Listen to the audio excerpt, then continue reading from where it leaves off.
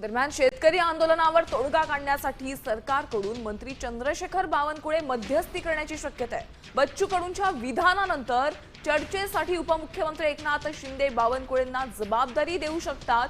काल मुख्यमंत्र्यांनी आयोजित केलेली जम्बो बैठक बच्चू कडूंच्या अनुपस्थितीमुळे रद्द झाली होती। त्यामुळे आज सरकार आणि शेतकरी नेत्यांमध्ये चर्चा होण्याची दाट शक्यता वर्तवली जाते। नसतो तर हे तर सगळं पांगलं असतं ना आमचं।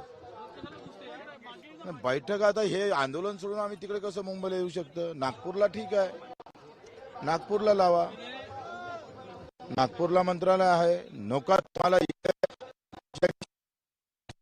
जाता येतं, जातीवादी मोर्चामध्ये इतर मोर्चामध्ये जाता येतं, शेतकऱ्याच्या मोर्चात आले काय झालं? नाही तुम्ही एक सांगा, बावनकुळे साहेब एक सांगा, कालचा मोर्चा लाखो लोक इकडे होते, आम्ही शेतकऱ्या सोडून जर इकडे आलो असतं तर आमच्या प्रति संदेश काय राहिला असता?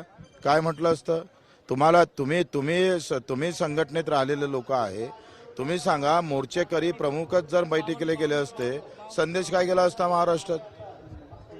प्रतिनिधी स्वतः यायला तयार नव्हते, त्यांची तयारी नव्हती का तुम्ही या तरच आम्ही येतो?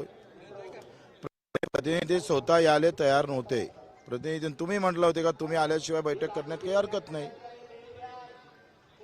आणि ते मान्य आहे, ते मान्य आहे। तुम्ही माझं काय म्हणणं आहे का, अजून मी सीएम साहेबाला मेसेज केला होता, त्यांनी ओके केला का आम्ही ए बी तुम्हाला पाठवलेले आहे, बी वर चर्चा होईल आणि हे तुम्हाला पूर्ण करायचं आहे। काही ठिकाणी तर पत्रकच काढायचं आहे, अर्ध्या मागणीवर फक्त परिपत्रक काढायचं आहे।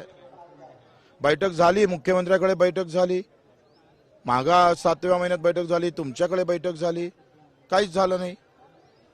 2 बैठकी झाल्या नाही का बावनकुळे साहेब? कुठं निर्णय झाले सांगा बरं? अपंगाचे 1000 रुपये वाढवले तुम्ही, 6000ची मागणी होती, किमान अर्धे तर करायला पाहिजे होते तुम्ही। आम्ही बैठक आम्ही मुंबईला नाही येऊ शकत, हे आंदोलन सोडून मुंबईला कसं येऊ? विमानानं झाले 2 घंटे, तिकून आले 2 घंटे, बैठकीले 2 घंटे, पुरा दिवस जाईल, आणि उद्या आंदोलन हातात नाही राहिलं तर काय करायचं आम्ही?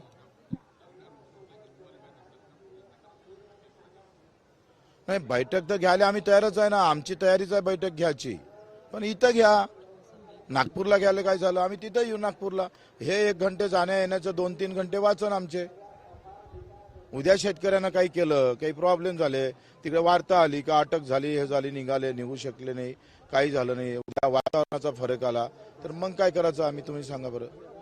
मग आमचा गैरसमज असा आहे का तुम्ही आमचं आंदोलनच मोडीत काढता बैठकीच्या नावानं? असा गैरसमज होतो ना, मग लोकांचा, कार्यकर्ते असेच म्हणतो ना। नाही, माझं तुम्ही सांगा, आम्ही सगळे 4-5 जण आंदोलन सोडून आल्यापेक्षा तुम्ही नागपूरला या ना, इथं आपण बैठक ठेवू, इथं मंत्रालय आहे, आणि आपण तर विदर्भाचे प्रेमी आहोत, विदर्भात निर्णय झाला तर काय बघितलंय तुम्ही? आम्ही तुम्हाला कोणते निर्णय तुम्ही घेताय ते सांगा, मग आता आम्ही रेल्वे रोखोवर जाणार आहोत का थांबू का जाऊ, तुम्ही सांगा। बर, ठीक आहे। जेव्हा कुणाचा फोन होता आणि नेमकी चर्चा फोनवरून कळलं, तर कधी चर्चा अपेक्षित आहे, आणि तुमच्या रेल्वे रोकोचा अल्टिमेटम आता तुम्ही काही वेळासाठी पुढे ढकलला का?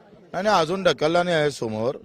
आम्ही बावनकुळे साहेबांचा फोन होता, ते म्हणतात मुंबईला या। आता मुंबईला इथून झाले 2 तास लागतं, नाही म्हटलं तरी तिथून अधिक 2.5 तास, आणि 3 आणि 3 6 तास जाणार आमचे। आता तिकून काही आमच्याजवळ पैसे नाही, स्पेशल फ्लाईट नाही याची, आणि स्पेशल फ्लाईट यांची घेतली तर अधिक आमच्यावर टीका होणार।